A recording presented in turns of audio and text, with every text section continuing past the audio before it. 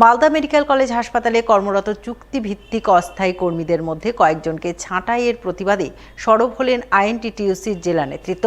ছাঁটাই কর্মীদের পুনর্বহালের দাবি নিয়ে আলোচনা করলেন মালদা মেডিকেল কলেজ হাসপাতাল কর্তৃপক্ষের সঙ্গে। জানা গেছে, বর্তমানে মালদা মেডিকেল কলেজ হাসপাতালে 135 জন চুক্তিভিত্তিক অস্থায়ী কর্মী রয়েছে, যারা এক ঠিকাদার সংস্থার অধীনে হাসপাতালে কাজ করেন। কিন্তু সম্প্রতি ঠিকাদার সংস্থা 8 জন কর্মীকে কাজ থেকে ছাঁটাই করেন। তাই ছাঁটাই কর্মীরা আন্দোলন শুরু করেন। এই খবর জানতে পেরে বুধবার মালদা মেডিকেল কলেজ হাসপাতালে যান আইএনটিটিইউসির জেলা সভাপতি বিশ্বজিৎ হালদার সহ অন্যান্যরা।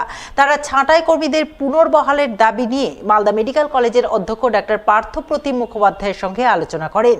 আলোচনায় আইএনটিটিইউসির নেতৃত্ব ছাঁটাই কর্মীদের পুনরায় কাজে ফিরিয়ে নেওয়া সহ সমস্ত কর্মীদের তালিকা প্রকাশের দাবি জানান। এখানে আমাদের কিছু আইএনটিটিইউসির কর্মী যারা দীর্ঘদিন ধরে কাজ করতো, এখানে 10 বছর 15 বছর ধরে, যে এজেন্সিগুলো নতুন করে টেন্ডার পেয়েছে তাদেরকে বসিয়ে দিয়েছে। তারা বেশ কয়েকদিন ধরে অনশনে বসে আছে।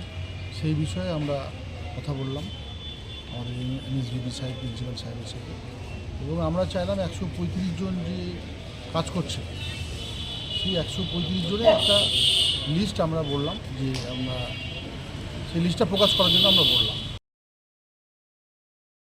টোটো রেজিস্ট্রেশনের জন্য অতিরিক্ত মূল্য ধার্য করার প্রতিবাদে আন্দোলনে নামতে চলেছেন মালদার গাজলের টোটো চালকরা।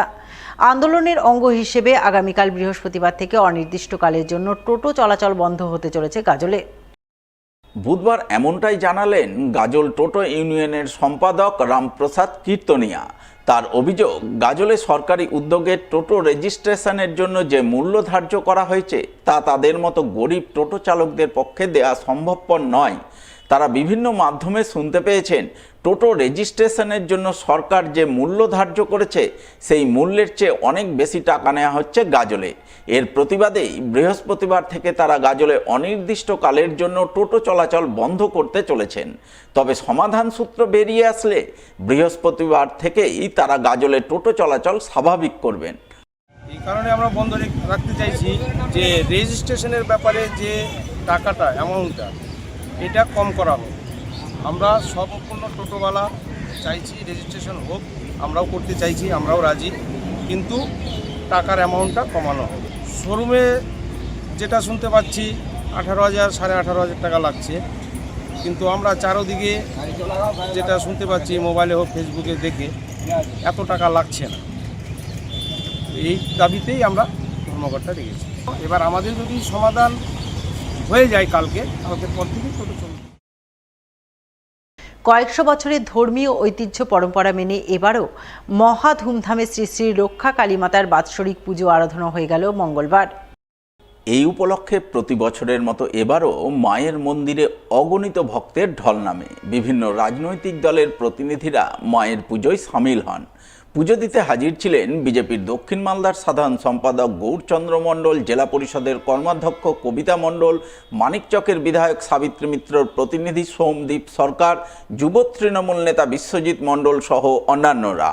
উল্লেখ্য, মথুরাপুর শ্রী শ্রী রক্ষা কালীমাতার পুজোর নিয়ম অনুসারে পুজোর দিন সূর্যাস্তের পর প্রতিমা গড়ার কাজ শুরু হয়। এরপর প্রতিমা গড়ে সারা রাত ধরে মায়ের পুজো আরাধনা চলে। পুজো দিতে মালদা সহ বিভিন্ন জেলা, এমনকি পার্শ্ববর্তী বিহার, ঝাড়খণ্ড থেকেও অসংখ্য ভক্ত সমাগম ঘটে। পুজো উপলক্ষে বসে মেলা। সারা রাত ধরে পুজো চলার পর ভোরের সূর্যোদয়ের আগেই দেবী প্রতিমা নিরঞ্জন করা হয়, যাকে কেন্দ্র করে মঙ্গলবার উৎসব মুখরিত হয়ে ওঠে গোটা মথুরাপুর এলাকা।